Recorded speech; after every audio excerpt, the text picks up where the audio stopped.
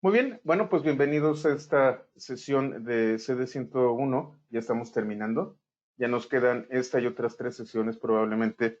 Y vienen partes un poco densas y complicadas con respecto a Linux. Ya vimos cómo funciona a nivel de usuario. Ahora bien, vamos a trabajar viendo muchos más detalles que no necesariamente necesita conocer un usuario común de Linux. Lo que vamos a hacer ahora es ver cómo funciona Linux y cómo es que muchas cosas pueden, pues, a través del tema de sistemas de archivos, pueden funcionar. Entonces, vamos a empezar con el capítulo 17, volúmenes y particiones. Por favor, hagan un git pull y hagan un git clone para que tengan, o un git clone para que tengan todos los mismos apuntes. La plataforma Linux soporta una gran cantidad de dispositivos y medios de almacenamiento, tanto de forma local como de red.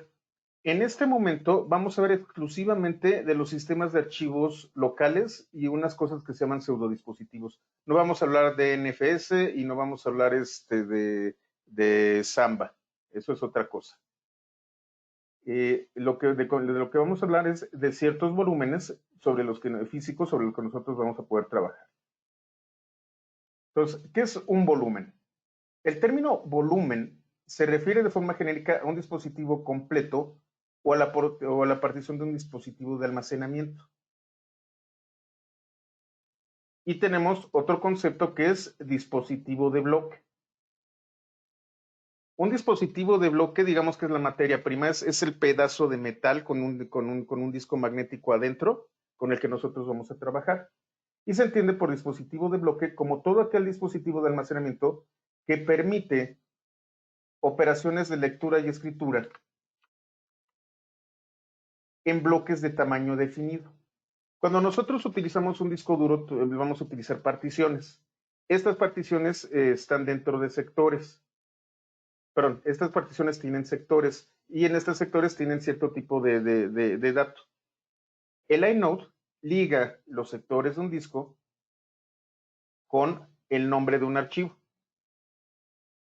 Los bloques, por lo general, están definidos, de hecho, cada bloque es de 512 bits.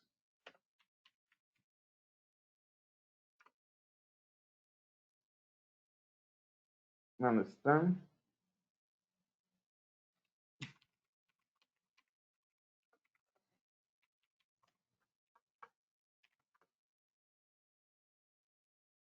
Sí, ahí están. Bytes, perdón.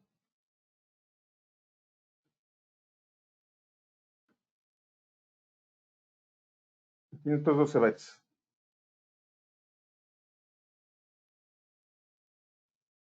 Entonces tenemos nosotros sectores y tenemos también nuestros pequeños bloques. Ahora, además de estos dispositivos, Linux ha desarrollado lo que se conoce como pseudo dispositivos. Yo les había comentado previamente que Linux tiene la capacidad de realizar operaciones y los sistemas Unix, tomando el sistema de archivos como un todo y no prácticamente, todo es un directorio o es un archivo. Si yo quiero hacer eso, entonces tengo que crear cierta cantidad de dispositivos que aun cuando no existen, son partes del sistema y que yo puedo colocar en este sistema de directorios. Algunos pseudodispositivos son los que van a encontrarse aquí. Dev0, DevNull, DevRandom y DevFull. Cat, diagonal, Dev0. Aquí lo que yo voy a tener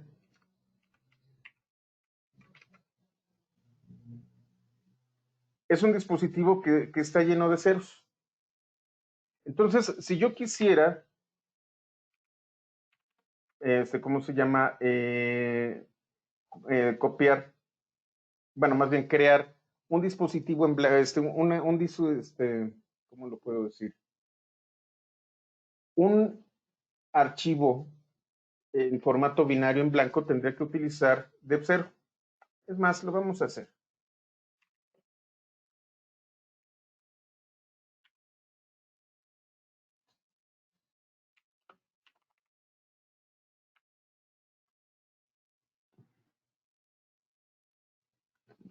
hay un comando que se llama dd. dd hace operaciones de bit por bit.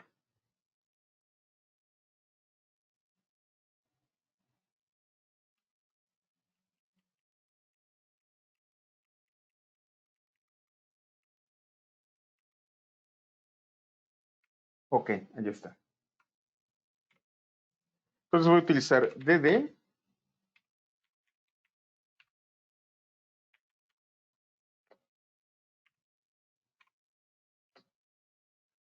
Vamos a colocarle 100 nada más. dd.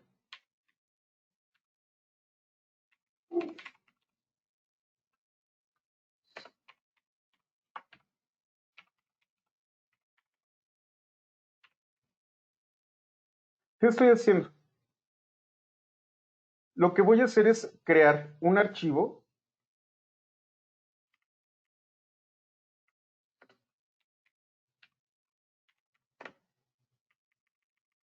de bloques, en donde cada bloque va a ser de 512 bytes y van a ser 100 bloques. Estos 100 bloques se van a guardar en temporal. Y en este archivo temporal, lo que voy a hacer es guardarlo con ceros.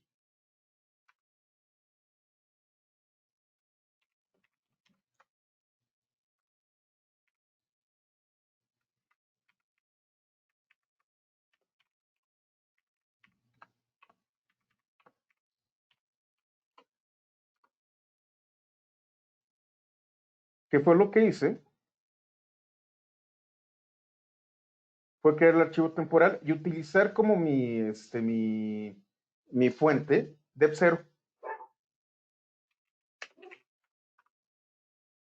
Cada temporal tiene un espacio, como ustedes pueden ver, de 51.200. Voy a utilizar un comando llamado mc. Este es el tamaño que tiene. Trato de hacer un F4, es decir, si trato de editarlo, se ve que contiene binarios. El comando dd hace una copia bit por bit de un directorio de origen. Si yo quisiera, por ejemplo, hacer una copia de mi sistema operativo, utilizaría dd.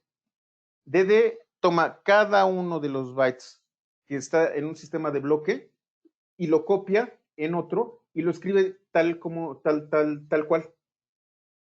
Entonces, si yo tengo un sistema de respaldo en donde quiero que exactamente los mismos bytes de un dispositivo de bloque estén en el otro, utilizo el comando dd. Cuando utilizo dd,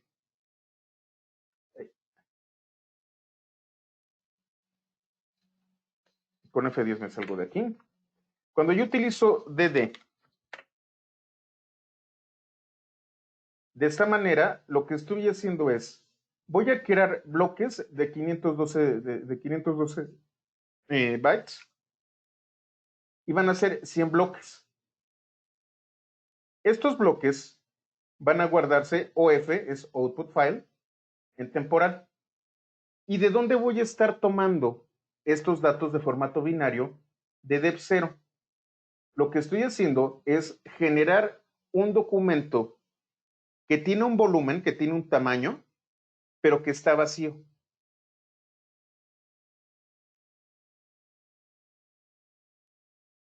Y entonces ahí es en donde deb0 se vuelve interesante. Tengo el otro que es deb_null. Deb_null es cuando yo tengo algún proceso que me está generando información, que me está saliendo muchas cosas de la salida estándar, y yo no quiero tomarlo. De hecho, por ejemplo, ¿qué sería?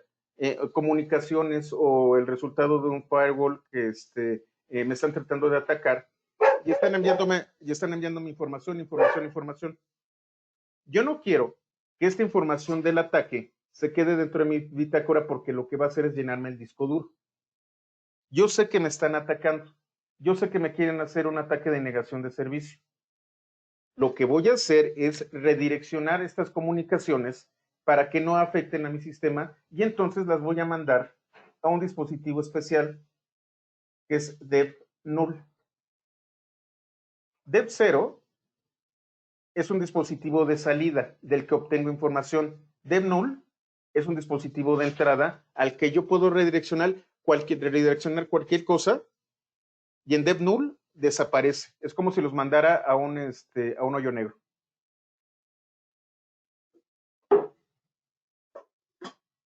Como dice su nombre, es un pseudodispositivo que acepta el redireccionamiento de un flujo de texto, pero no lo va a almacenar jamás.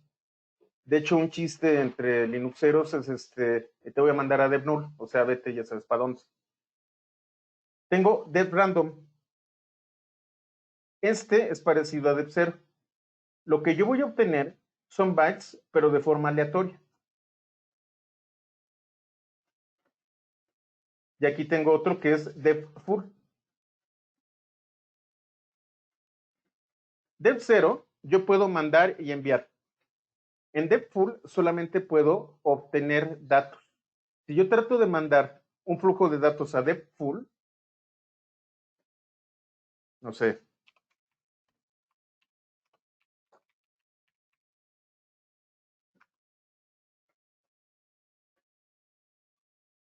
perdón, hecho. Me dice write error. Si yo lo doy a Dev0, no pasa nada. DevFull es de una sola dirección.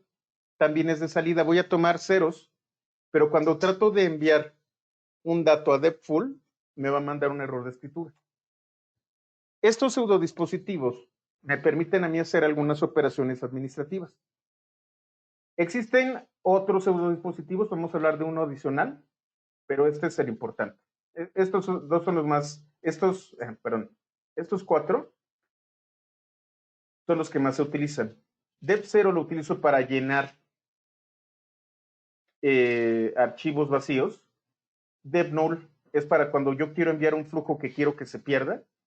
DevRandom es cuando quiero utilizar números aleatorios para llenar algo. Y DevFull es de una sola dirección.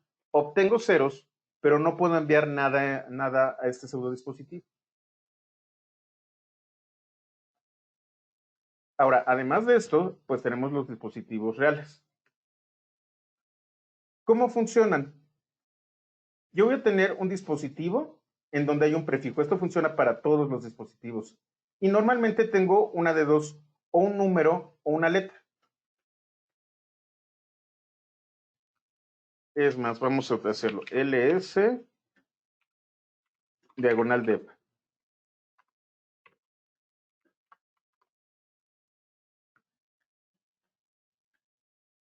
Y entonces yo tengo algunos que son, por ejemplo, bloques, BCG, bus, CD-ROM, etcétera, etcétera. Y tengo algunos que tienen una numeración.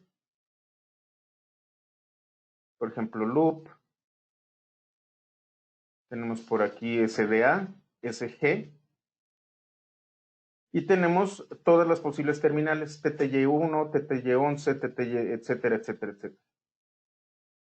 Si tuviera, por ejemplo, conectado un sistema como pudiera ser un Arduino,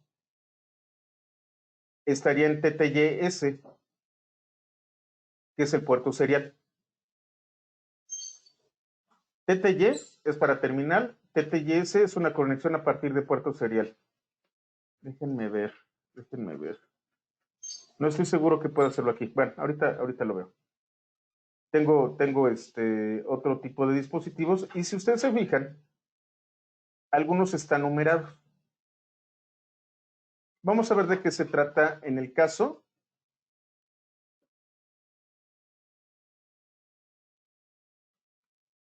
Permítanme, di un typo.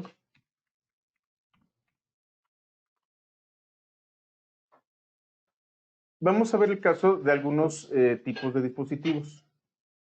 Hace algunos años, ya la década pasada, la interfaz que más se utilizaba para los discos duros era la interfaz ATA. De hecho, era Parallel ATA.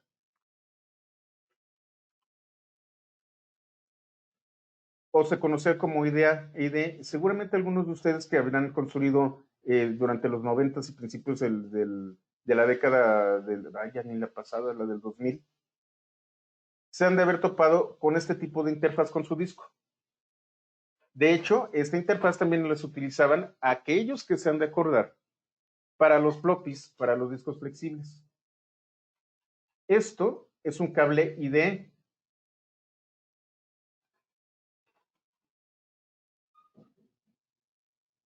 Y es una interfaz llamada ATA o Parallel ATA.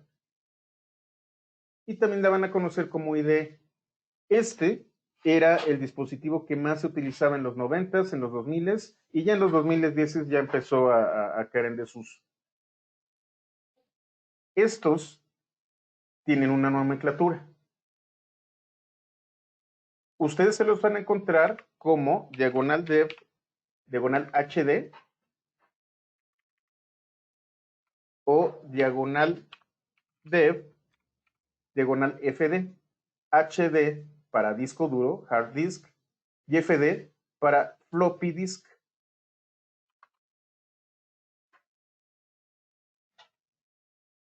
Cuando yo empezaba con Linux, lo más común era encontrarme con estos tipos de disco. Actualmente nosotros estamos utilizando otras interfaces que tuvieron su origen en SCSI. Lo que me preguntaban ustedes de si SCSI sobrevivió, efectivamente. No solo sobrevivió, sino que evolucionó. La interfaz SCSI, algunos de ustedes se han de haber topado con este tipo de interfaces para escáneres. Fue la primera interfaz que permitía tener varios dispositivos de manera paralela. Tenían un cable y este cable podía numerar dispositivos. Es más, si se fijan aquí, hay una numeración que inclusive apretaban el botoncito. Y entonces ustedes podían tener un escáner, una impresora, un sistema de respaldos, etcétera, etcétera, a través de una sola interfaz. Esto no era común anteriormente. Esto de que yo tenía, a través de mi interfaz USB, podía tener un hub y de ese hub podría tener otras varias conexiones, no era común por ahí de los 90s. Nosotros teníamos una interfaz a la que solamente se conectaba un dispositivo. La primera ocasión en donde de manera práctica yo podía conectar múltiples dispositivos a una interfaz fue a través de SCSI. Seguramente los viejitos que estamos aquí nos acordamos de esta interfaz. Los equipos de gama alta eran los que tenían la interfaz SCSI. Esto fue evolucionando hasta que salió un dispositivo con una interfaz llamada Serial ATA. Recuerden, nosotros teníamos el formato Parallel ATA. Ahora es Serial ATA o SATA. Y esto ya es más moderno, eso sí seguramente lo conocemos. Seguramente lo han visto cuando ustedes destapan una máquina.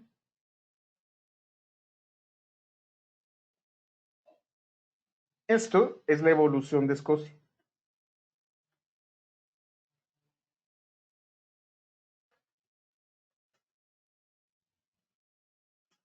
Y los discos de este tipo, S1 Héctor Omar, así es, los van a encontrar como SD, diagonal dev,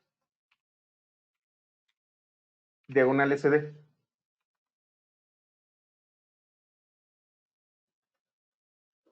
Y van a tener SDA, SDB, SDC con una letra, con un carácter. Y bueno, tenemos además los discos ópticos, en donde tenemos CD-ROM, CD-RW y DVD. Aquí no es CD-ROM, es DVD. Y si estaba conectado a un disco de manera escosa, a un SCSI, el CD-ROM, tenemos SR.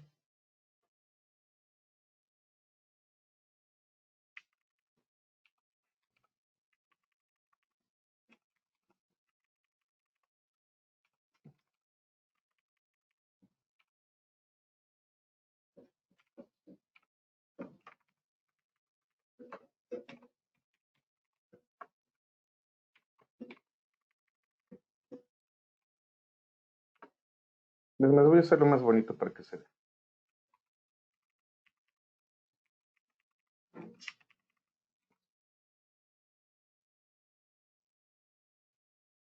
Pues aquí dice el prefijo y el número. Entonces tengo CD-ROM, CDRW, DVD y SR. Si ustedes se fijan en el listado que hice, y SG también.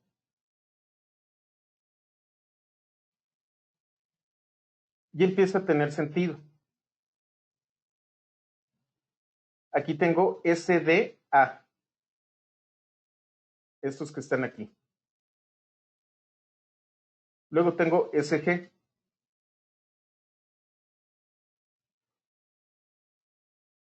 SR y SG.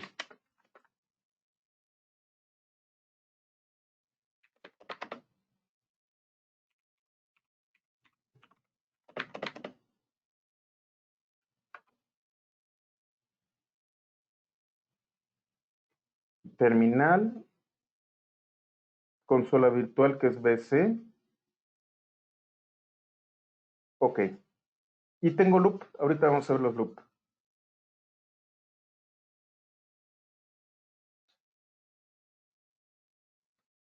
Los dispositivos loop son dispositivos que me permiten a mí montar imágenes.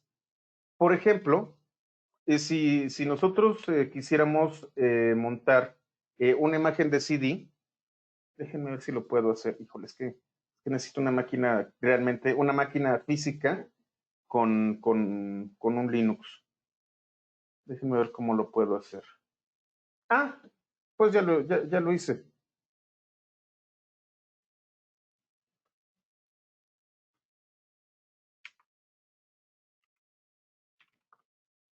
Acabo de crear.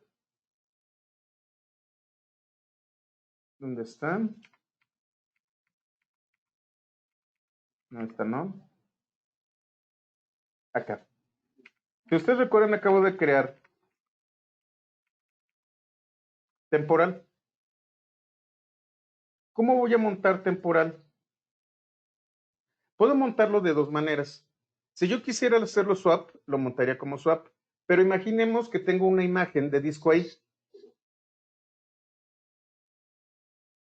Déjenme ver cómo le hago. Déjenme pienso cómo le hago.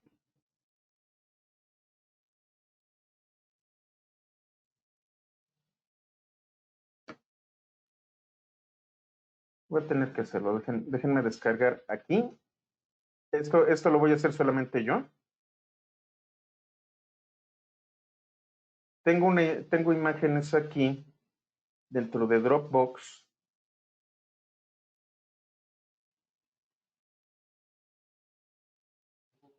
Tengo imágenes ISO. Por ejemplo, tengo la de Ubuntu 18.04.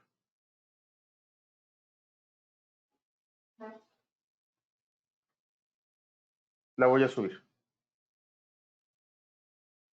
No lo hagan ustedes porque se van a tardar bastante. Tenemos que desde 800 y tantos megas. Esto contiene la imagen del live CD que yo puedo una de dos o quemar en un DVD o que puedo montar. Fíjense qué es lo que voy a hacer aquí. Y vamos a ver más adelante el comando mount.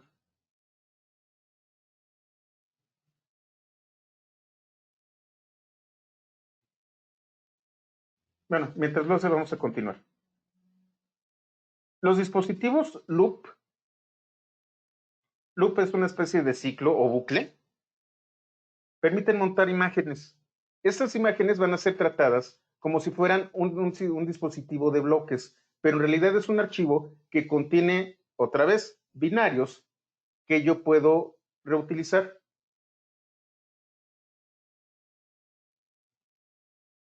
Y ahora vamos a hablar sobre el particionado de disco.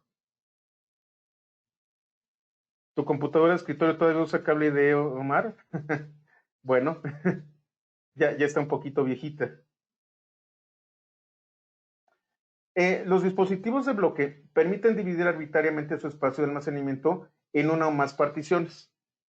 Los que vienen del mundo de Windows van a tener su partición C, y la partición D y la partición E, por ejemplo. Normalmente C, D y E corresponden a un disco completo.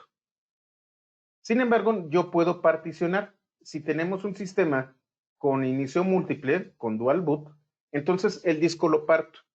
Tengo mi partición de Windows y tengo mi partición de Linux. Déjenme ver si esta versión de Windows está particionada. Como no la uso,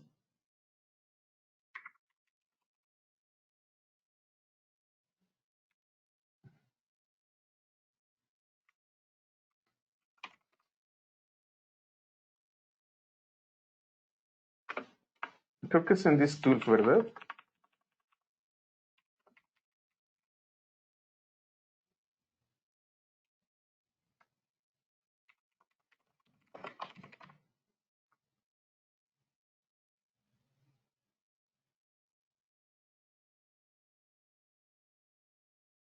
¿Dónde puedo ver los discos aquí en Windows? ¿Ustedes se acuerdan? Como no lo uso,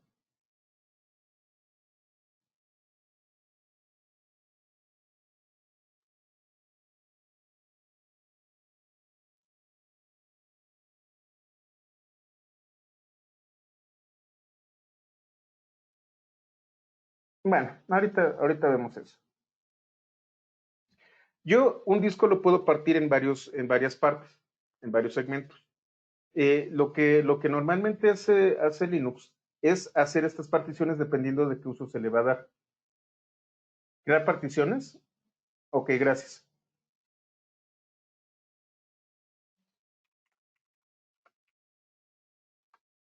Aquí está, muchas gracias.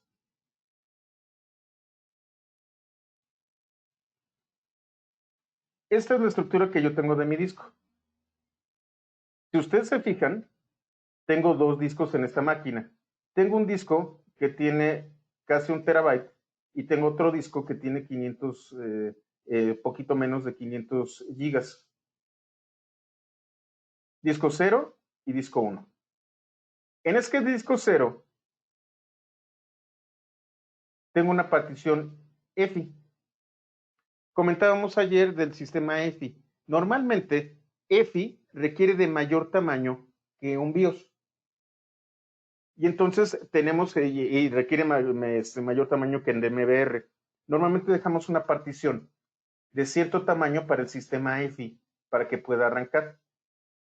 Luego tenemos una partición primaria y luego esta otra partición. Esto que están viendo ustedes aquí son las particiones del sistema Linux que yo tengo en esta máquina. El disco 0, tengo una partición de 50 gigas y otra partición con el resto del contenido. Estas son mis dos particiones de Linux. En el disco 1, en el otro disco, tengo las particiones de Windows. Hay una partición de 529 megas, que es la partición de recuperación, otra partición EFI, y aquí tengo mi disco C. Este es el particionado.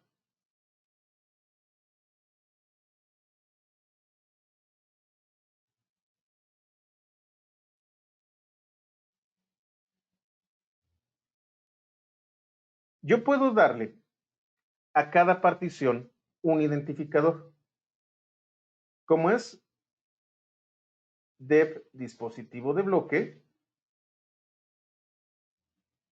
y luego un número de partición.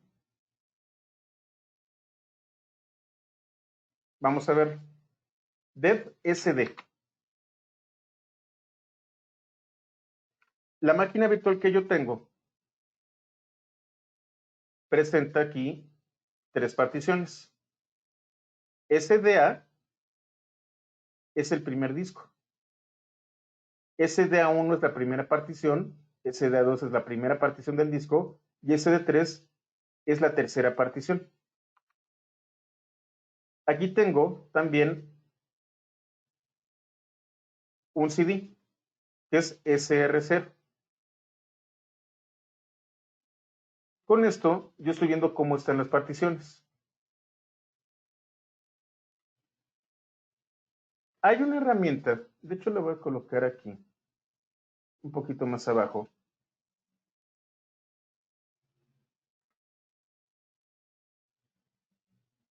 Ay, se me fue el nombre, ahorita me acuerdo. Déjenme cerrar algunas cosas porque me estoy confundiendo.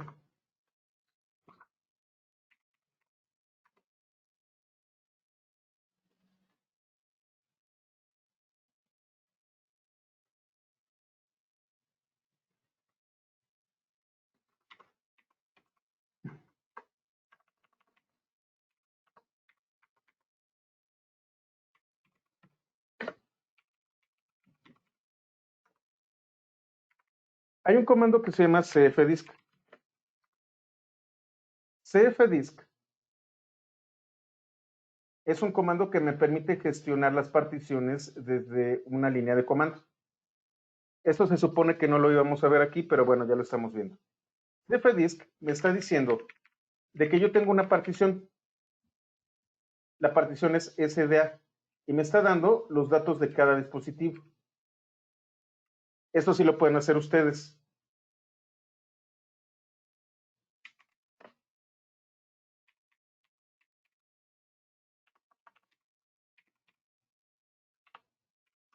Ahí está el comando. Omar, ¿cómo se selecciona qué sistema operativo inicia la computadora? Lo vimos el día de ayer y les comento. Puedes hacerlo de dos maneras principalmente. Cuando tú tienes un sistema EFI o UEFI, vas a tener tu kernel firmado. Cuando tú entras al BIOS, el BIOS te va a detectar todas tus particiones. Eso es lo que hace y en los sistemas EFI también. Y no solamente el sistema EFI va a detectar tus particiones, sino va a detectar aquellos sectores de donde puede extraer un kernel firmado, el famoso Secure Boot. Automáticamente lo hace. Normalmente todos los equipos modernos que tienen UEFI lo que hacen es buscar en las particiones este pequeño sector que me permite a mí cargar el sistema operativo. Y entonces, desde el BIOS, en esta máquina Dell, tú utilizas la tecla F12. F12 te dice desde dónde puedes bootear. Te va a listar primero aquellas particiones en donde encontró la firma. Y entonces te va a decir, puedo bootear desde esta partición, desde esta partición, desde esta partición, un sistema Windows, un sistema Fedora y un sistema Ubuntu. O también puedo utilizar una partición que me encontré en un dispositivo Kingston, porque acabo de colocar una USB. O, si tienen las opciones, yo puedo bootear desde red. Eso es a bajo nivel, cuando estás metiéndote con el BIOS y con el UEFI. La otra manera es cuando tú te enfrentas a un bootloader. Déjenme ver si lo puedo hacer. Voy a cerrar esto. No voy a cerrar esto. Voy a utilizar, tengo aquí varias máquinas virtuales, voy a utilizar esta de Pythonista Puntas.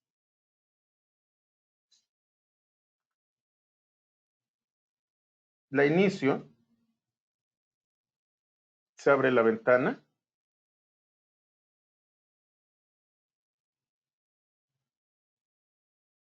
De hecho, me ganó la ventana. Voy a usar un control del. Ay, cómo me choca esta cosa. No saben cómo odio a Windows. Ya me ganó. Va de nuevo. Déjenme lo cierro.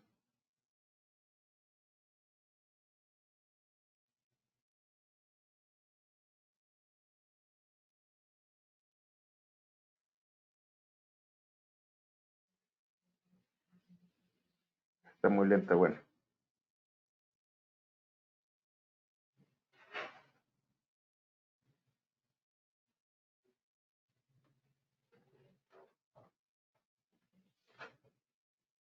La voy a volver a abrir.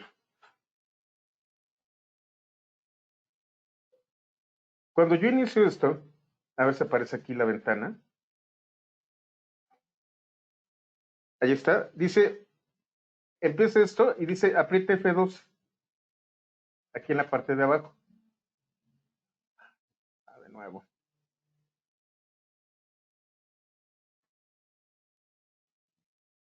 Corro. Ahora sí no me va a ganar. F12. Le voy a estar apretando F12. Cuando aprieto F12, es como si yo tuviera un sistema EFI o un BIOS. Me dice, detecté estos discos.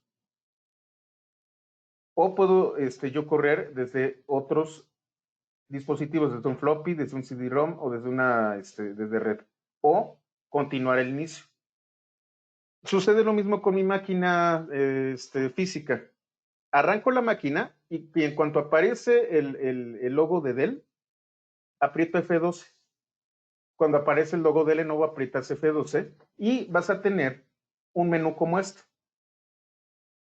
Y aquí es donde tú seleccionas si es que el BIOS o UEFI detectaron un sistema que puede ser booteado, que puede ser iniciado. Voy a cerrar. Lo que voy a hacer ahora en esta de Pythonista Apuntes es voy a colocarle un CD. Me voy a almacenamiento. Aquí dice vacío. Lo voy a hacer un ID primario, primario esclavo. Y yo ya tengo una partición con Ubuntu. Entonces es como si yo estuviera metiendo un CD. Vuelvo a correr.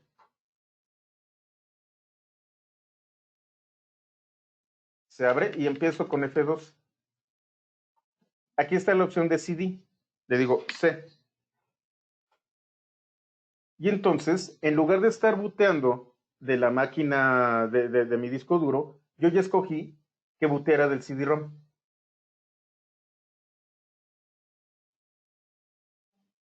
Esto lo hago con el BIOS y la web.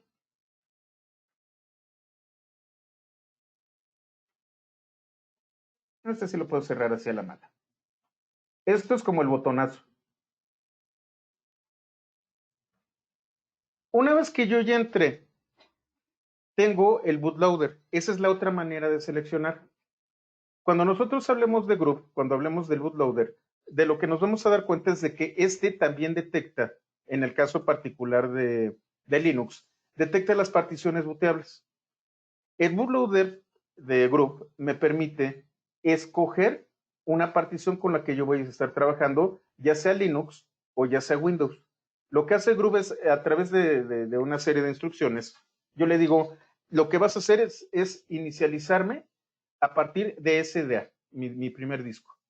Entonces va a empezar a buscar todas las particiones booteables y va a buscar kernels que se puedan ejecutar, me los va a listar y yo voy a tener este listado disponible a través del bootloader. Déjenme ver si puedo acceder al bootloader, porque otra vez es muy rápido. Híjole, ¿cómo le haría? Déjenme pensar cómo le haría aquí. Es que tengo que reiniciar la máquina, si no, no podría verse. A ver, vamos a ver. Lo voy a intentar una vez y si no, pues ya lo dejamos así. Inicio con F12, creo que es con ESC, con lo que... No. No, este es el servidor de Ubuntu, no. Bueno, una vez que entré al bootloader y yo detecté varias particiones, el bootloader me da un menú. Me dice, ¿quieres entrar? A lo mejor ustedes lo han visto cuando instalan Ubuntu. ¿Quieres entrar a Ubuntu con este kernel, con este otro? ¿O quieres entrar a Ubuntu con un sistema con un sistema de rescate? Y es entonces cuando el bootloader te permite a ti escoger. En esta máquina, bueno, en otra máquina, porque aquí no se detecta, Linux no detecta esta partición de Windows. Si yo tuviera otra máquina, que sí la tengo. Es más, voy a abrir mi cámara. Denme un momento y a ver si se ve.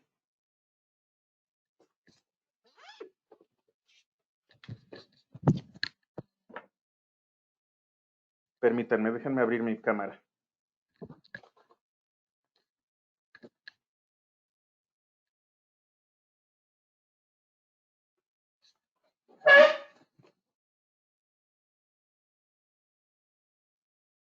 Hola a todos, ¿me pueden ver?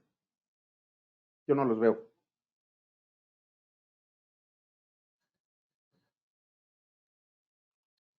¿Ya me ven? Es que normalmente la tapo. Muy bien, esta es una ThinkPad que tiene dos sistemas operativos. La arranco y aparece el Lenovo. Aquí podría yo apretar el F12 para utilizar las particiones de la web. Sin embargo, esta máquina sí detecta las particiones. Esto que ven ustedes, lo voy a acercar un poquito más. Si lo pueden ver, es el bootloader llamado Group.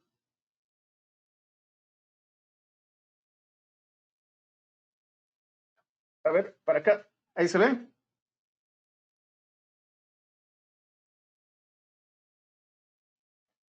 Ok.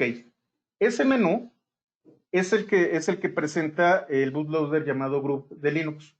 Lo que hace es detectar las diversas versiones de Linux que yo tengo, los distintos kernels, y darme la opción de cómo bootear.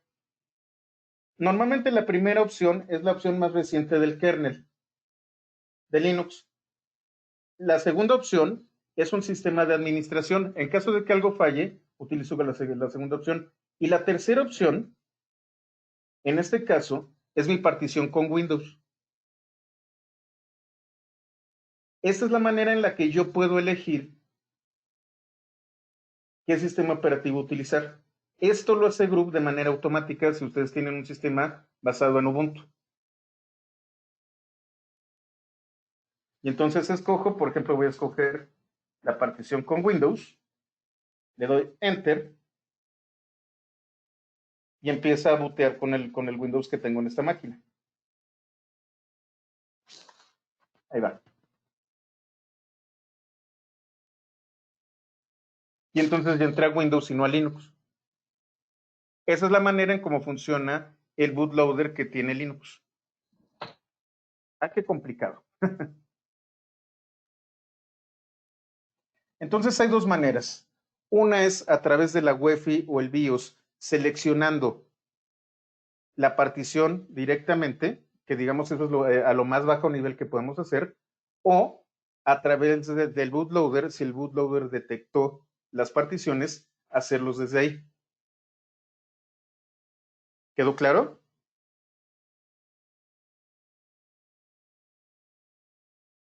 Ok. Déjenme ver si ya terminó de descargar.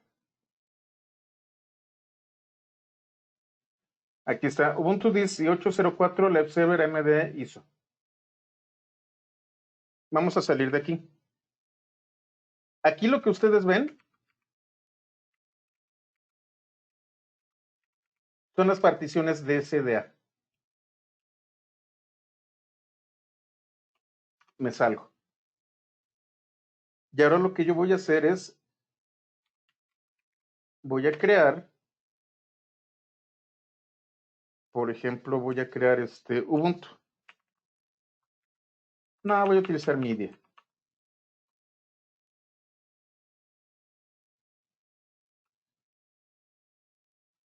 Déjenme ver. No, sí, Ubuntu. Voy a crear un directorio llamado Ubuntu. Si ustedes se fijan,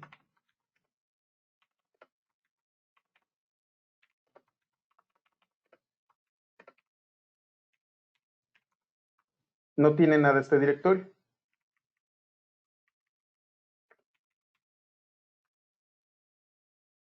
Está vacío.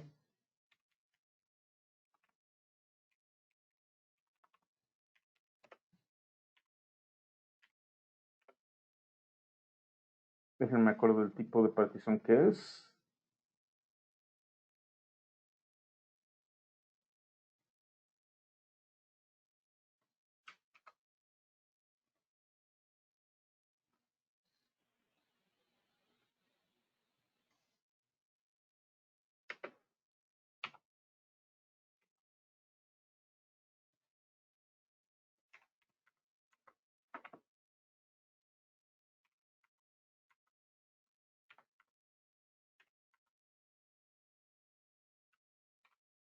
Voy a montar la imagen de Ubuntu que yo tengo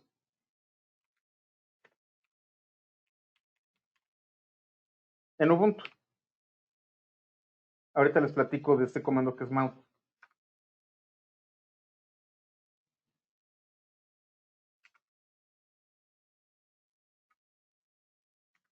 Voy a utilizar sudo. ¿Qué dice? Montaje, advertencia. El dispositivo está protegido contra escritura, solamente se puede leer de él. Sí, bueno, es una imagen de DVD, de CD-ROM, no hay problema. Pero si yo me voy, ahora sí, a Ubuntu,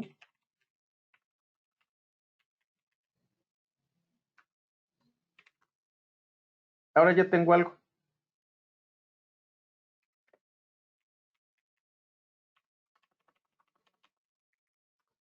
Esta que ustedes ven aquí es la estructura de la imagen del CD-ROM de Ubuntu. Este es mi CD de instalación de Ubuntu que acabo de montar. Ya vieron el comando mount, me voy a adelantar un poquito. Mount sirve para montar las particiones.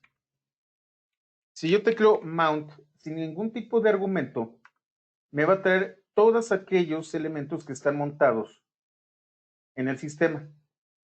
El que acabo de montar es este de aquí.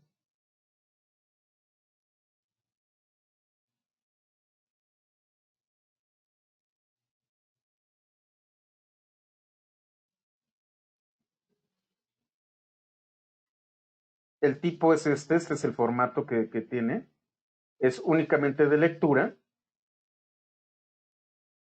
Y entonces lo que estoy haciendo es, a partir de esta imagen ISO, estoy montándolo aquí, en Home OI Ubuntu. Y esto es un dispositivo de tipo loop. No existe, no es un sistema de bloque tradicional.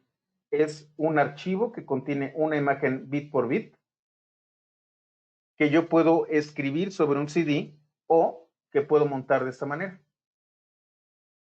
¿Cómo le hago para desmontarla? El comando es umount.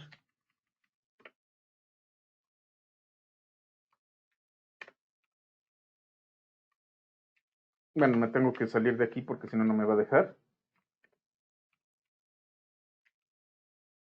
Me va a decir que está ocupado. Ahora sí.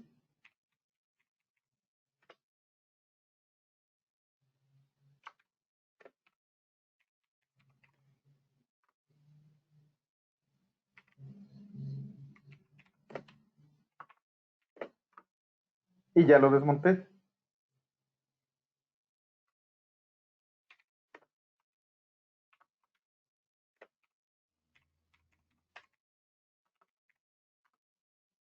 Ya no tiene nada. Si ustedes se fijan, tiene varias cosas montadas y dice TMPFS, cgroup, ¿cómo se llama? Systemd, Fuse Control, etcétera, etcétera, etcétera. Ahorita les voy a platicar de la mayoría de las cosas que están aquí.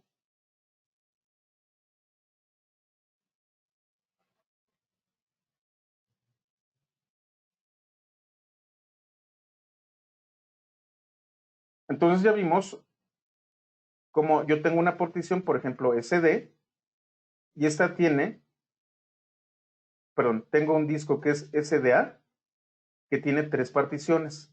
Con CFDisk pude ver las particiones dentro de la terminal. Rafael, ¿y cómo le hago para que sea automático el montaje cuando arranca el sistema? Ah, ahorita vamos a ver el archivo. Vamos a ver eso.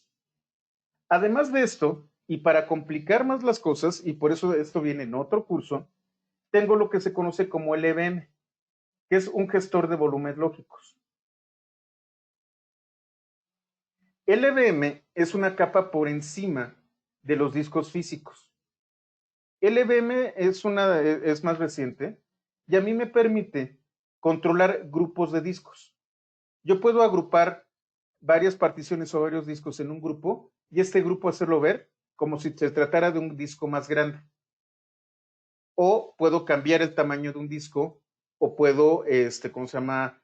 Hacer modificaciones en un grupo de discos específico. LVM consolida todos mis discos y me los hace ver como un recurso único. Y están los conceptos de grupo lógico y de partición lógica y de partición también de volumen de LVM. Si ustedes se fijan, este concepto fue creado para HPUX. Claro que sí, Rafael, RAID también se sigue utilizando, pero eso es una configuración de discos duros y es una configuración física. Puedes utilizar RAID 0, RAID 1, RAID 5, o una combinación de RAID. RAID es un sistema, ya que estamos en eso. RAID es una configuración de discos. Si nosotros tenemos sistemas que son de alta disponibilidad, que son críticos, yo necesito que sean respaldadas las informaciones por si falla un disco. Hay varias configuraciones y RAID es lo que nosotros más utilizamos a bajo nivel. Hay varias configuraciones, RAID 0, RAID 1, RAID 2, RAID 3, RAID 4, RAID 5 y RAID 6. Dependiendo de esta configuración, ustedes van a hacer uso de sus discos. Normalmente con RAID 0, lo que van a tener es un sistema en espejo. Van a tener dos discos que van a tener la misma información, pero que si uno falla, el otro va a funcionar. Aquí, se los voy a colocar aquí en el chat. Les paso la liga a RAID. Perdón, RAID 1 es en espejo.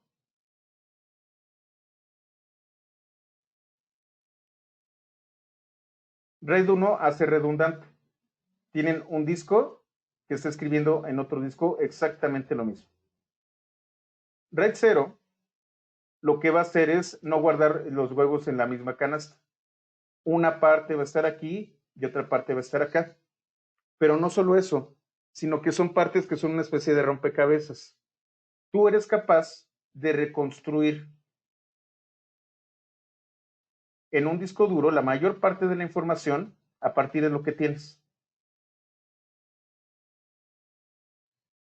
A lo mejor no la recuperas toda, pero sí puedes recuperar la gran mayoría de la información, porque lo tienes como una especie de rompecabezas y estás balanceando a donde escribes. Este es RAID 2, en donde distribuyes los contenidos. RAID 3, y así sucesivamente.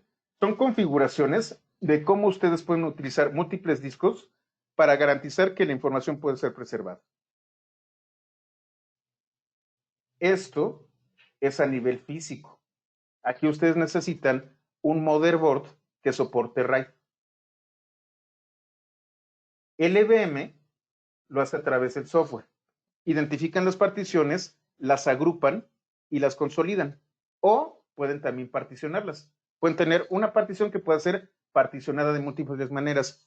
O si ustedes, sin necesidad de apagar la computadora, añaden un disco y lo colocan en este grupo. LVM es una capa por encima de los dispositivos que nosotros estamos viendo que me permite hacer esto. Sin necesidad de apagar la máquina y utilizando estas tecnologías plug and play y hot swap, yo puedo añadirle recursos a un sistema.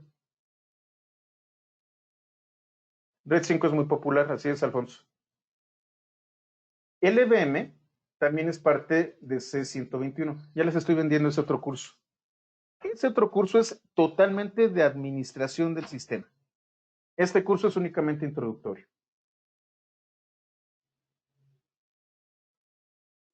Ahora, existen algunos comandos que me permiten a mí conocer un poco sobre mi hardware de almacenamiento. LSBLK me hace un listado de todos los dispositivos por bloque que tenemos.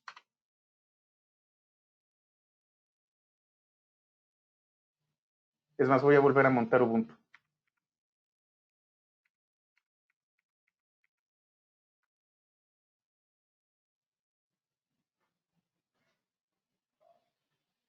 Sí, voy a dar el curso de administración, nada más que sí va a ser hasta final de año. Fíjense, loop 0 dice snap. Loop 1, otra vez snap. Cuando veamos este manejo de paquetes, les voy a platicar qué es snap. Pero aquí está loop 2. Loop 2 dice home OI Ubuntu. Loop 2 es donde yo monté el CD. Es más, si se fijan, es de 870 megas. Y luego tengo SDA, que es la partición principal del sistema. Y aquí están sus particiones. Aquí hay algo interesante. Esta tercera partición, bueno, la primera es una pequeñita que no contiene prácticamente nada. La utiliza Ubuntu para arrancar. Esta otra la utiliza para bootear. Aquí está montado el boot. Y esta tercera, que ven ustedes aquí, dice Ubuntu VG. La máquina virtual que ustedes tienen utiliza LVM.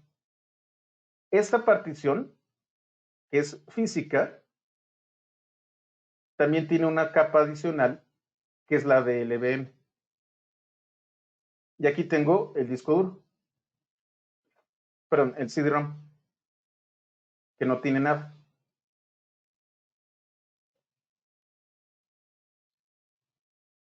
Esto se ve un poco más claro de todos los conceptos que hemos visto. Loop es cuando yo estoy montando algo que es un archivo, no es un dispositivo de bloque. SDA es cuando estoy utilizando Serialata. Y estas son las particiones de SDA. ¿Hasta aquí está quedando claro todo?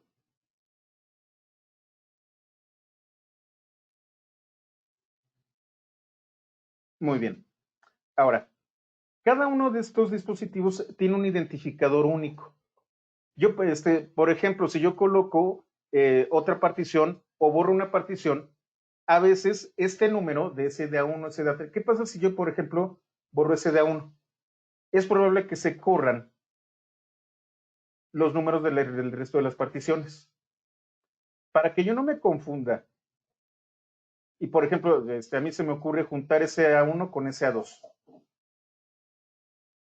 Se me cambian los números, eso me puede confundir. Yo necesitaría un identificador que no tuviera necesariamente que ver con estos números. UUID es un sistema de identificación, que es un número de 168 bits que me permite identificar de manera única un elemento. BLKID me dice, bueno, la partición SDA1 tiene este identificador.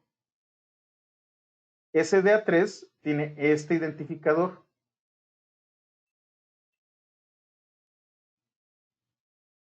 Loop 2 tiene este identificador. Y entonces, aun cuando yo cambie esto de SDA1 y se vuelva SDA4, etcétera, etcétera, este de aquí no se va a cambiar.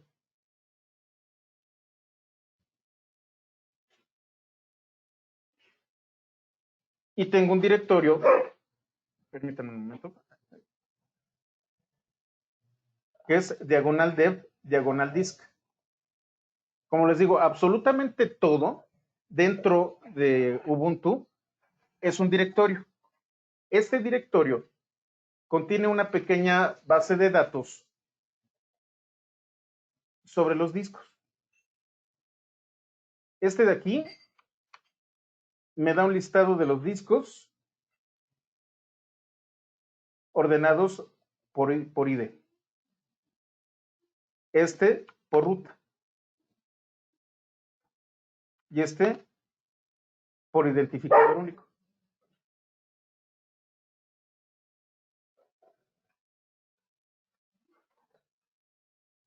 Cuando nosotros programemos a bajo nivel utilizando un sistema basado en Linux, vamos a utilizar este tipo de herramientas. Con esto puedo identificar plenamente los discos que yo estoy utilizando dentro de un sistema.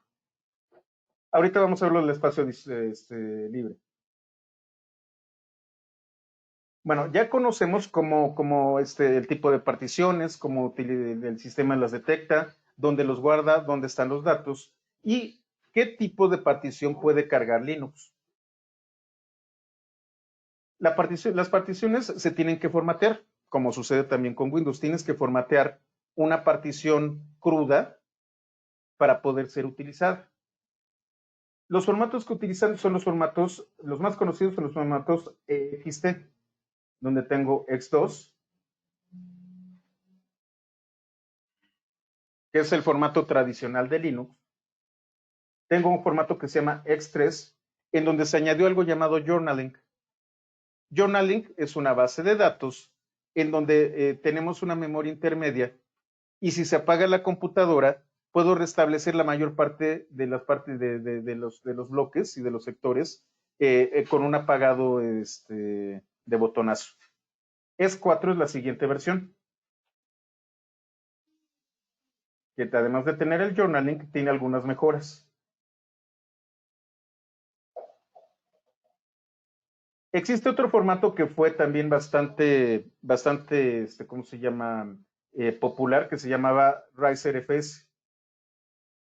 Riser FS tenía un journaling avanzado, era más rápido, estaba optimizado. Su creador, Hans Riser, se hizo muy famoso. El desarrollo estaba muy bien, de hecho se estaba volviendo en el sistema operativo, en el formato de archivos más popular para Linux. Iba a desbancar a prácticamente todos, pero ¿qué creen que pasó? Hans Riser es muy famoso, es este señor el que hizo el sistema de archivos, pero cometió un pequeño error. Parece que mató a su esposa. Y entonces lo arrestaron y ya no hubo continuación de Riser FS. ZFS es un formato que viene de los sistemas Solaris y que normalmente se van a encontrar en BSD. También se utiliza bastante en sistemas de alto rendimiento. Hasta muy recientemente, el kernel de Linux no soportaba ZFS. Este sistema es bastante complejo, es muy poderoso, pero sí requiere de muchos conocimientos para poder ser utilizado. El formato ISO 9660, que es el formato en el que están los CD-ROMs. Tenemos la familia de Windows. Linux tiene drivers para cada uno de estos formatos e inclusive puede formatear. Estos son los formatos que son compatibles con Linux. Puede haber uno que otro más, pero estos son los principales y los que se van a encontrar de cajón es X2, X3 y X4. Y lo más común es X4.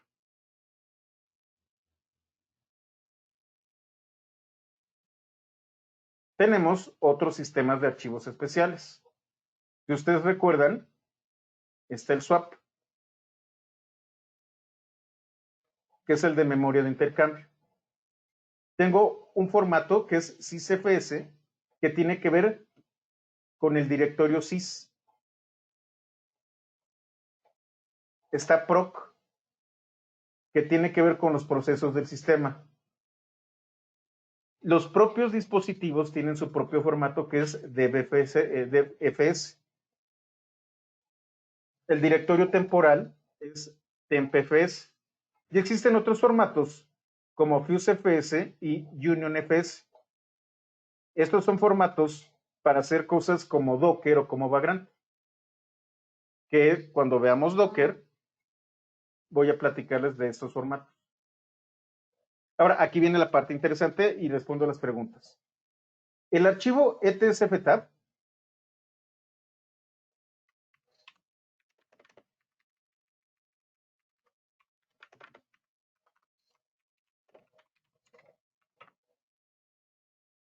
este archivo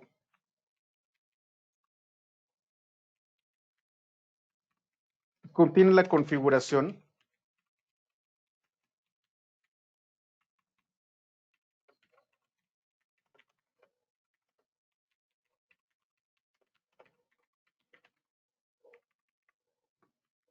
de las particiones que se montaron al arranque del sistema. Y entonces, si yo hago un cat diagonal etcfztab, lo que tengo son las instrucciones de qué es lo que tengo que montar.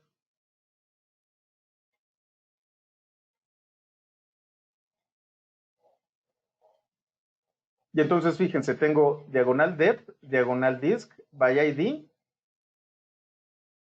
y este de aquí. Este corresponde a raíz. Es más, vamos a utilizar la estructura. ¿Cómo es la estructura?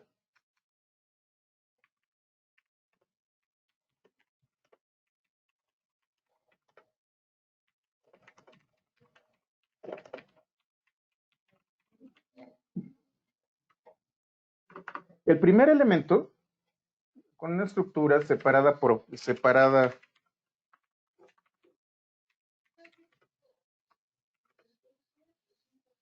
por tabuladores,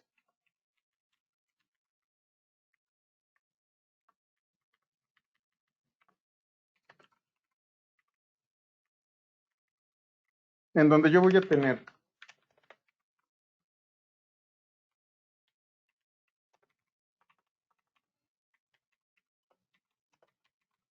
la ruta del dispositivo.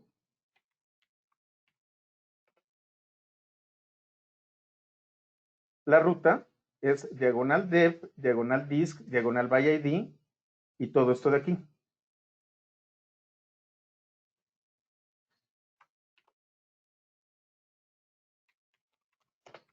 Punto de montaje, es decir, la ruta en donde yo voy a tener el acceso a este dispositivo.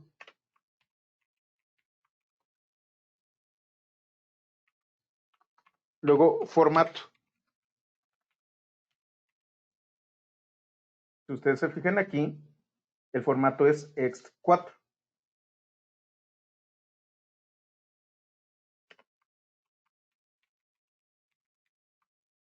Luego voy a tener opciones. Cuando le coloco defaults, significa que lo va a tener en modo lectura, escritura, etcétera, etcétera.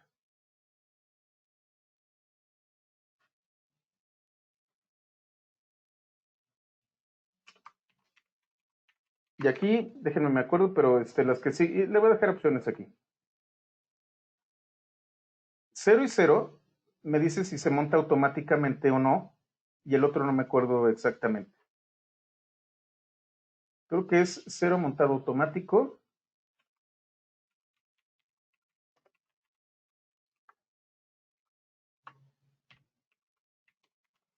Y el otro es, creo que es el dueño del archivo. Bueno, voy a dejar aquí.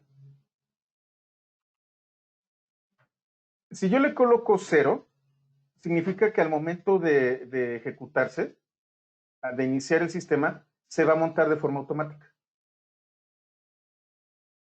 Entonces tengo dos. Lo voy a hacer en una terminal para que se vea mejor. Y voy a utilizar VI.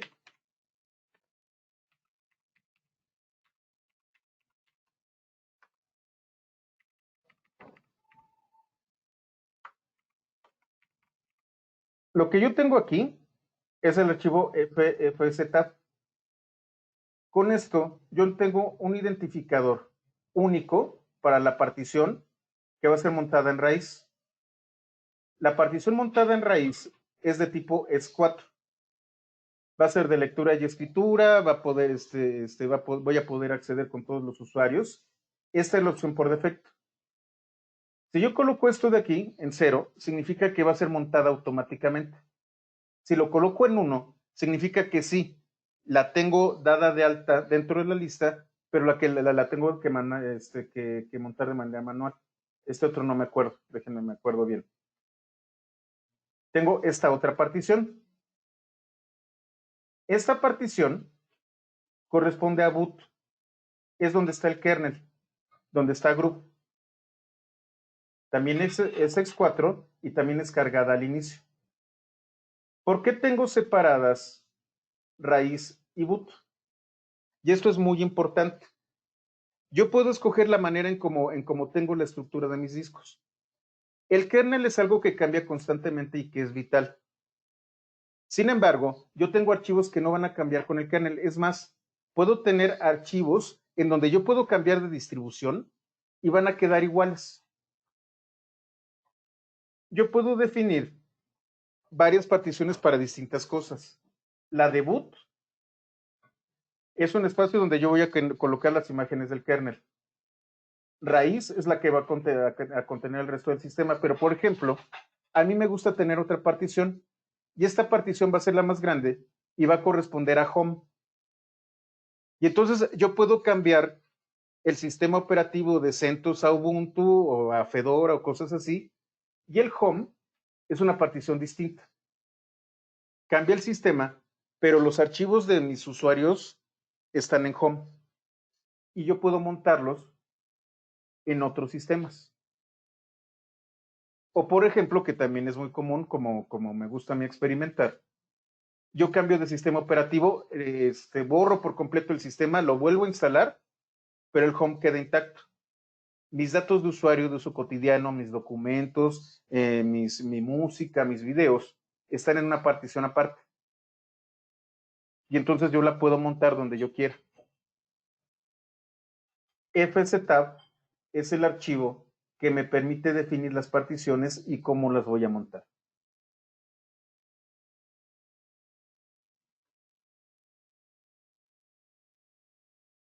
Entonces, Rafael, eso responde a tu pregunta. Diagonal etc, diagonal FSTab, es donde se van a montar. El comando mount me permite a mí montar un dispositivo. Ah, aquí tenía uno de CentOS. Ah, pues lo voy a hacer directamente desde aquí porque sí lo tenía. Le voy a colocar Ubuntu.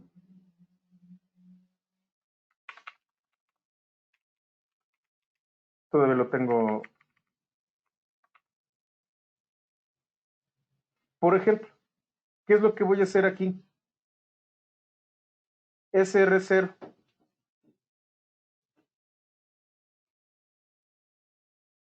Estoy corriendo Cloud Java, configuración, almacenamiento. Aquí está vacío. Le voy a colocar la imagen de Ubuntu. En lugar de descargar la imagen, en lugar de que sea un tipo loop, lo que hice fue ligar la imagen a la máquina virtual. Este es un emulador. Esto le está diciendo al sistema que estoy metiendo físicamente un DVD. Obviamente esto está virtualizado, pero lo que está entendiendo Linux es que acabo de meter un DVD. ¿En dónde? En SR0. Creo el directorio, lo monto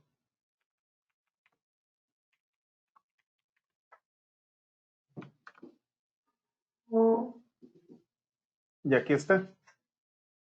Este no es loop.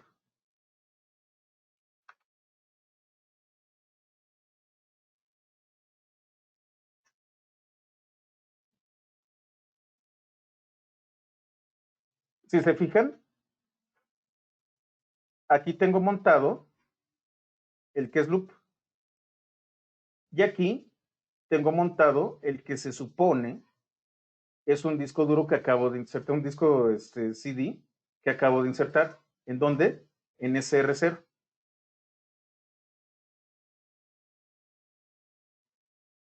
Tan fácil como esto.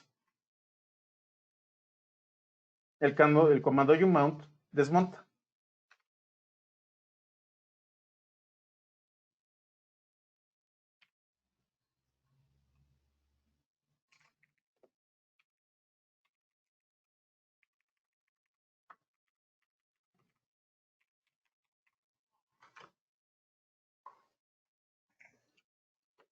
Ya no hay nada.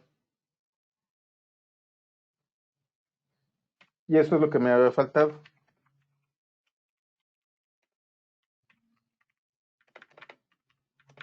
El comando df. No, no hay fechas para el de administración. Déjame ver, Carlos, porque ese apenas lo estoy armando y pues viene todavía el de programación. El comando df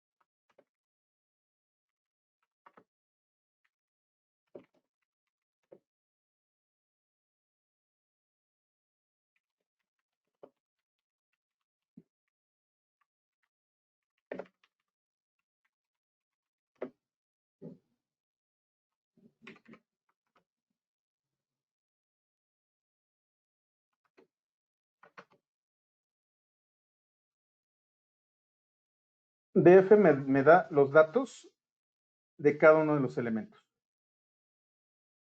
Tengo todos estos elementos montados. Me dice la cantidad de bytes que están usados, los disponibles, el porcentaje de uso y dónde está montado. Vamos a hacerlo desde la terminal, me salgo de aquí. DF. Y entonces tengo UDEP.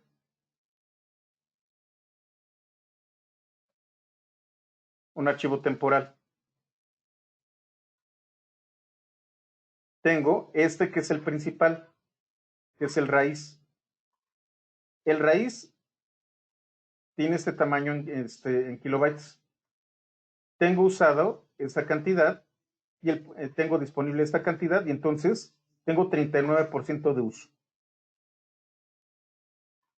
Tengo algunos archivos temporales, tengo loop y tengo boot, que es en donde tengo mi kernel. En este caso solamente tengo el 9% utilizado. Los que son loop, si ustedes se fijan, como son solo de lectura, no pueden utilizar espacio. df-h me cambia estos números por megas y gigas.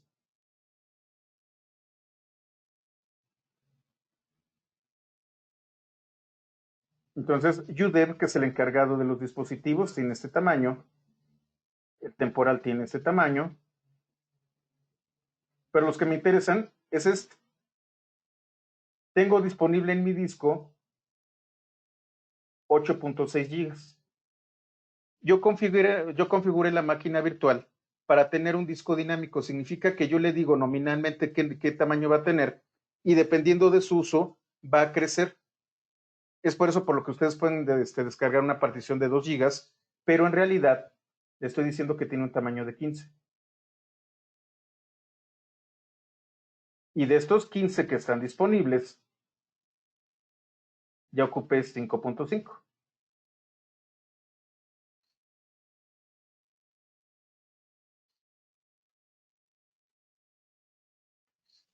¿Todo claro hasta aquí?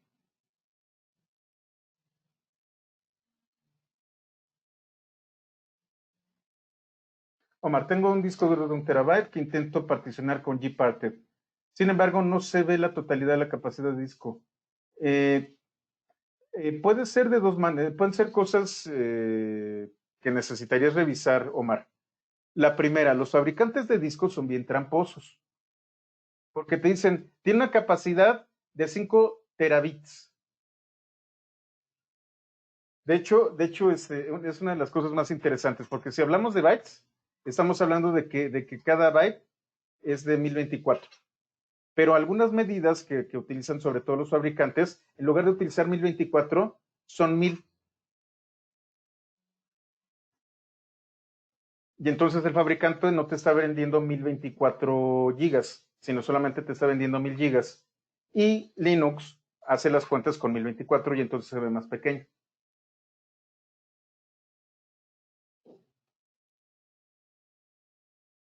Ya borraste todas las particiones y ya está totalmente limpio. Y qué capacidad de disco te dice que tiene, Omar?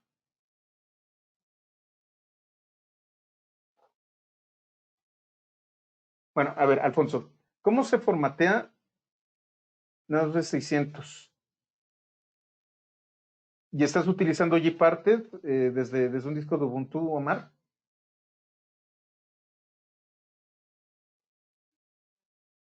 Lo que tendrías que hacer, y eso sí, destruiría por completo el disco. Déjate explico. Cuando tú haces una partición con Gparted, lo que vas a hacer es escribir ay,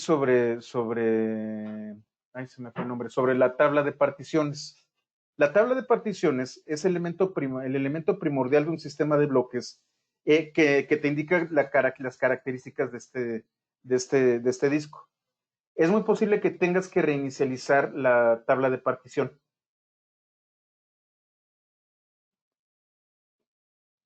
Déjenme ver si hay alguna imagen. Permítanme.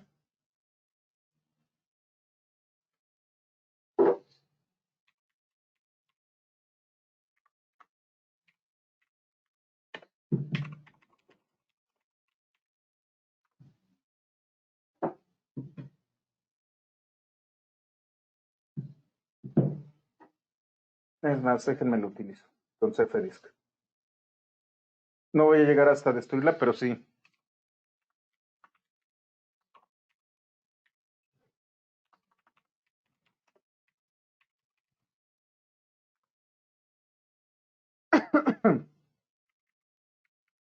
Yo tengo SDA1. Yo puedo con esto eliminar. No, necesito una.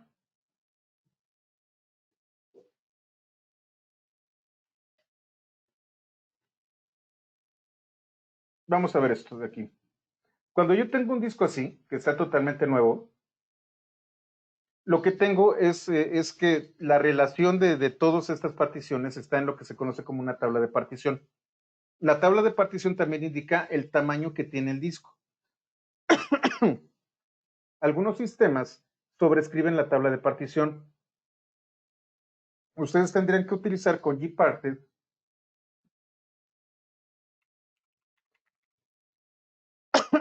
perdón.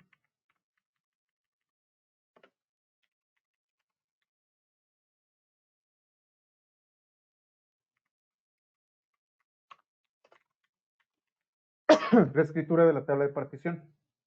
Déjenme ver si hay una imagen.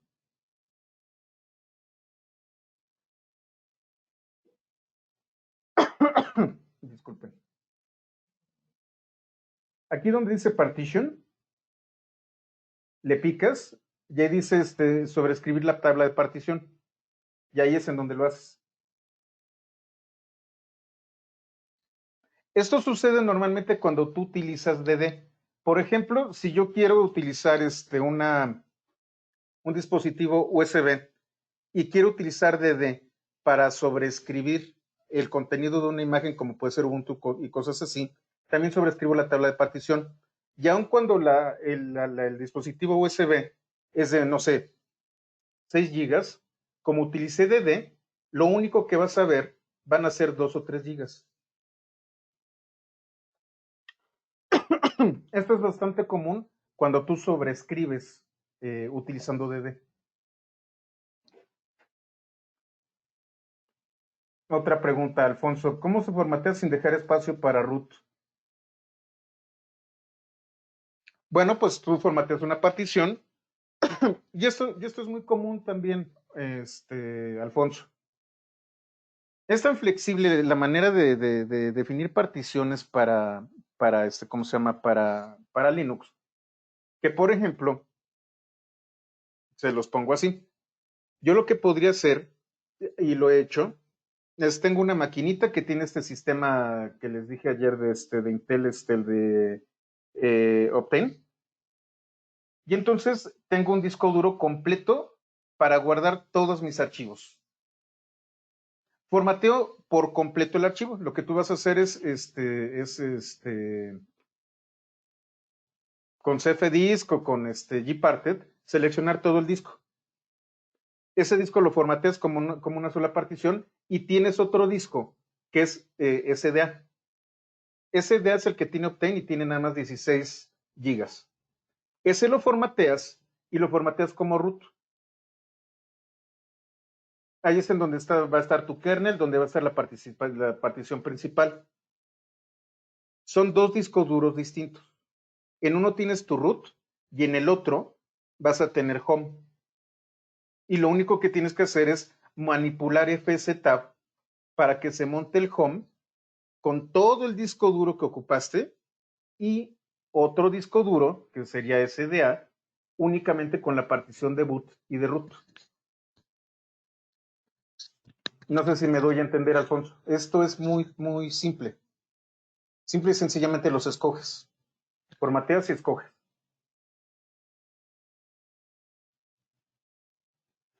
José Franklin. Una vez en un examen me preguntaron cuántas particiones tenía Linux por defecto y no supe qué responder y aún sigo con la duda de cuál es la respuesta.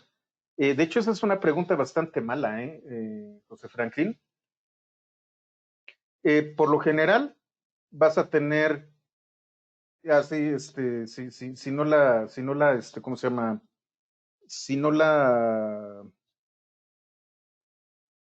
a ver, los dispositivos viejos tienen al menos las versiones viejas de Linux tenían 2 particiones. Tienen la partición root y la partición swap. Actualmente, swap ya no se utiliza como una partición, sino como un archivo. Entonces la respuesta en este momento podría ser una. Pero, por ejemplo, tú podrías tener aparte la parte de boot y entonces serían 2 particiones, la partición de boot y la partición del resto del sistema. O podrías tener 3 particiones, boot, raíz y home.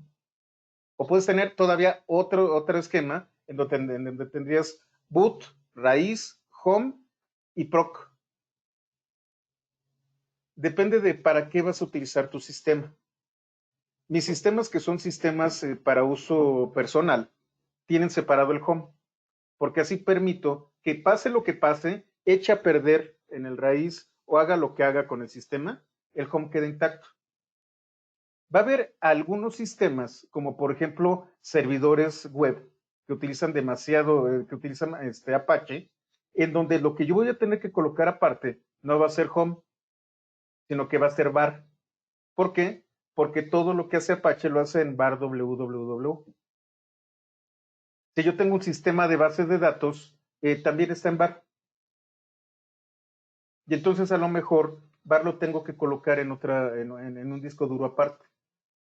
¿Cómo vas a utilizar Linux? Y a partir de eso, tú defines las particiones y cómo las vas a usar.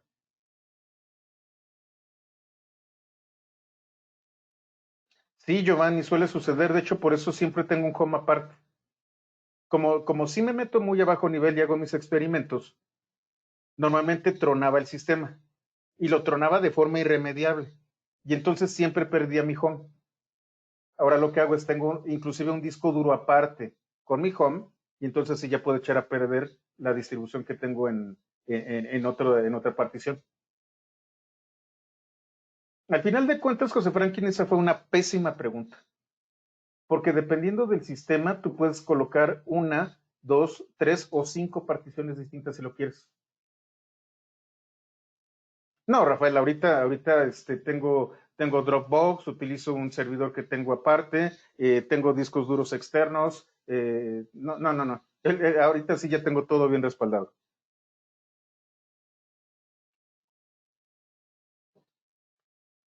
Entonces, bueno, para la pregunta que te hicieron, José Franklin, es un gran depende. ¿Para qué vas a utilizar Linux? Si lo utilizas como tú, si no sabes usarlo, seguramente vas a tener dos particiones. Si lo que quieres es un sistema personal, yo lo que te recomiendo es tener raíz y home. Si tú tienes un sistema con el que vas a estar jugando constantemente con el kernel, necesitas raíz, boot y home. Si tú tienes un sistema que va a crecer de aplicaciones, entonces vas a tener raíz, boot, home y bar. Y cada uno con una partición distinta.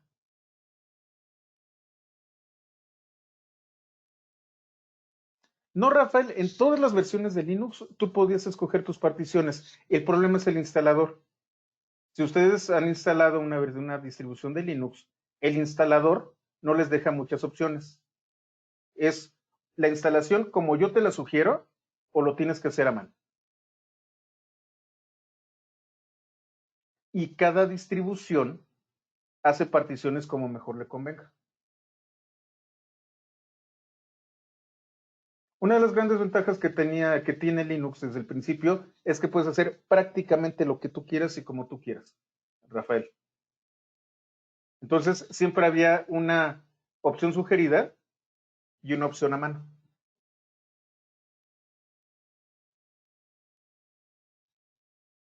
No quedan más dudas o preguntas. No sé si quedó todo claro. ¿Todo está bien? No, José Frankie, no vamos a hacer particiones aquí. ¿Por qué? Porque necesitaríamos meternos a un poquito más bajo nivel. Esta máquina virtual no está hecha para eso y necesitaría ser una máquina virtual exclusivamente para administración.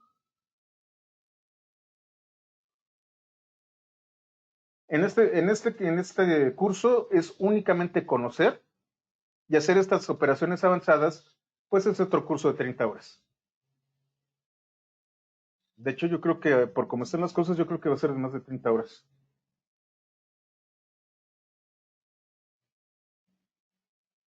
Lo de las particiones. Ok.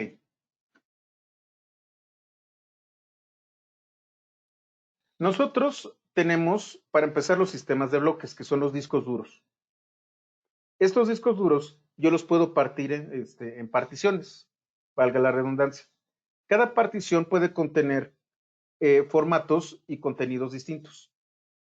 Un disco duro puede tener múltiples particiones. A lo mejor la pregunta que te hicieron, Franklin, es ¿cuántas particiones puede soportar un disco? Voy a utilizar CFDisk para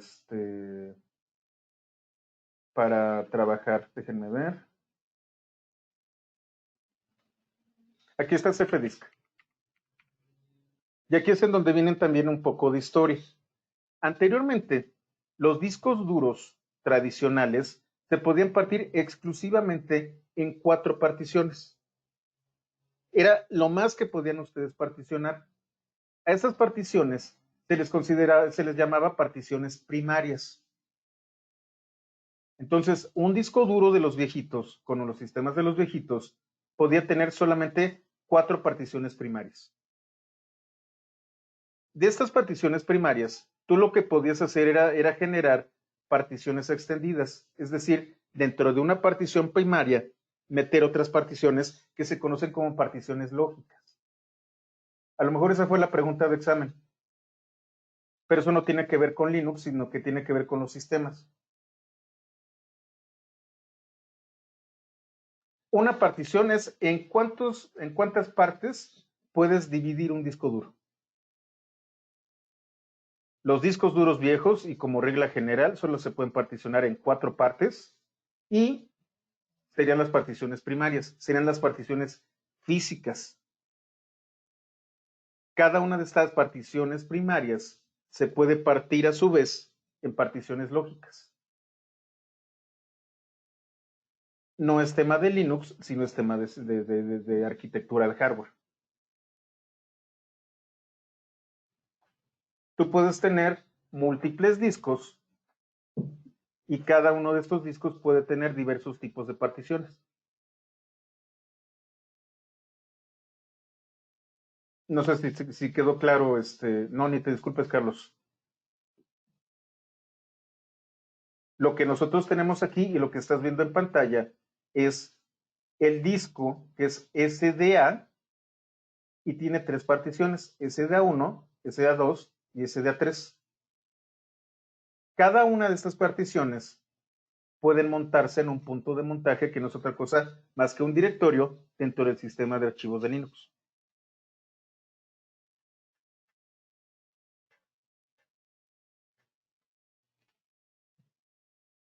Sí, a veces los exámenes de verdad están sacados de la manga. Carlos, ¿quedó claro? Ok, perfecto. Entonces, bueno, pues ya no nos queda mucho tiempo. El siguiente tema, y yo creo que sí nos vamos a extender, pero ya sería mañana. Yo creo que vamos a extendernos una media hora para poder terminar. Es la gestión de servicios. Esto es muy importante. Empezamos de muy bajo nivel. Ya vimos el kernel, ya vimos cómo montamos los sistemas de archivos, ya vimos cómo están los archivos, ¿cómo se llama? Los pseudodispositivos. Y el día de mañana vamos a ver cómo funcionan los servicios utilizando initd. Es decir, cómo, ya que arrancó el sistema, puedo levantar un servidor Apache y configurarlo, levantar el servidor MySQL o puedo crear mi propio servicio. Únicamente va a ser descriptivo. Esto solamente va a ser para ver cómo funciona. Cómo se configura es tema de otro curso. Y para ese otro curso, primero necesito que sepan programar. Me faltan muchas cosas para que programen bien en Bash. Entonces viene CD111, en donde nos metemos a la programación, en donde les hablo de todas las herramientas que nada más les doy una pequeña probada, y a partir de ahí, entonces sí, ya nos volvemos administradores. ¿En qué lenguaje? Vamos a utilizar Bash. De hecho, qué bueno que comentas eso, Alfonso, y ese yo creo que va a ser en agosto o septiembre. El temario que yo tengo para CD111, aprovechando que nos quedan 10 minutos, es Bash completo, AUK o GAUK, a ver, dejen cerrar y les enseño. Me quedan 9 minutos, entonces vamos a aprovechar esos 9 minutos para CD111. Vamos a ver Bash completo, que es solamente uno de los shells disponibles. Vamos a ver Corn Shell.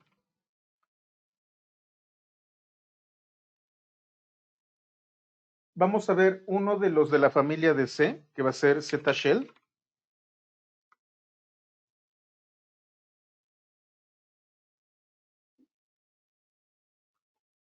Vamos a ver también Gauk.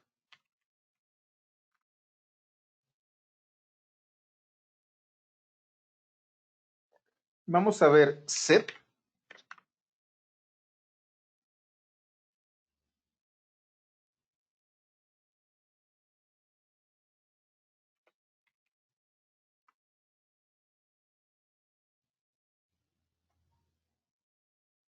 ¿Dónde está Set?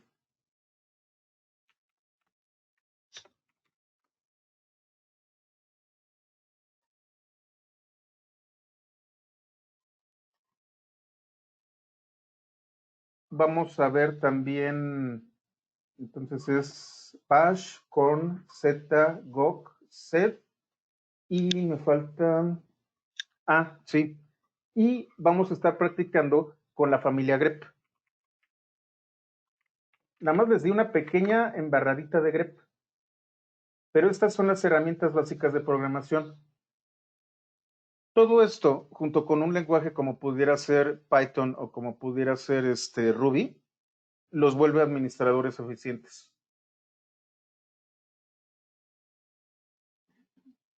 No te preocupes, Alfonso. Como sucede con los cursos de Linux, normalmente doy por sentado de que no sabes programar. Yo recomiendo, por eso tengo la marca, yo recomiendo que empiecen a programar con Python.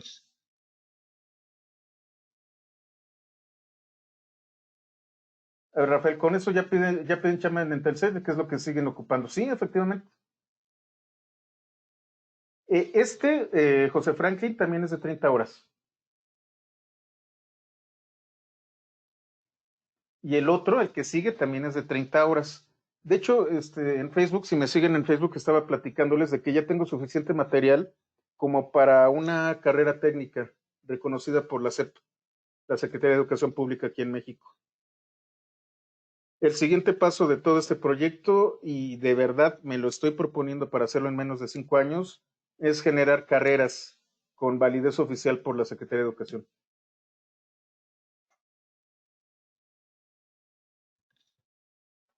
Carlos, ¿ya te gustó Linux? Qué maravilla. Es muchísimo material, ¿eh? Sí, en Facebook, ahí lo platiqué. Sí, voy a poner una universidad. De hecho, creo que les dije cuál es mi puesto. Soy subdirector de cómputo en la UNAM.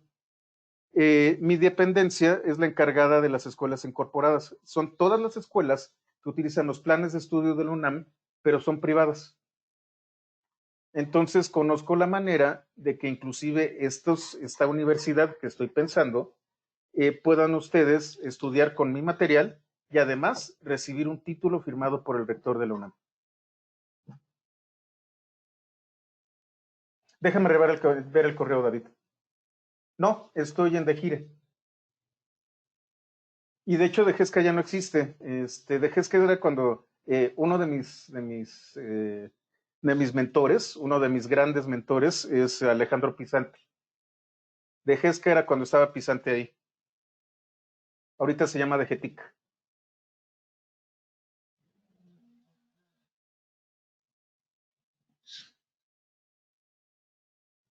Y no, Dejire es la Dirección General de Incorporación y Revalidación de Estudios de la UNAM. Entonces, todas las escuelas que tienen incorporación a la UNAM, y esa es la parte interesante, aun cuando no son parte de los campus universitarios de CU, Iztacal, etcétera, etcétera, todas las personas que se titulan en una escuela incorporada reciben un título firmado por el rector. Y yo me encargo de todos los sistemas para 400 escuelas incorporadas en el país. De hecho, tengo más alumnos que la UNAM. Bueno, ya les platicaré posteriormente de eso. Sí, Flor, es maravilloso trabajar en Linux, te enamoras, es tan poderoso y ya cuando lo entiendes es tan simple y tan intuitivo que de verdad te enamoras, lo vuelves tu carrera.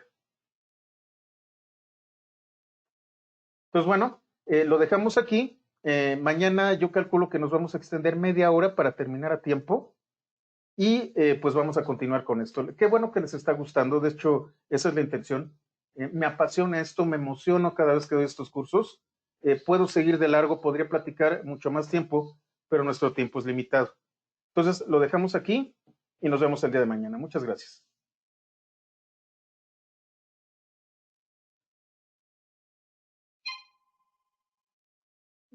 Mm.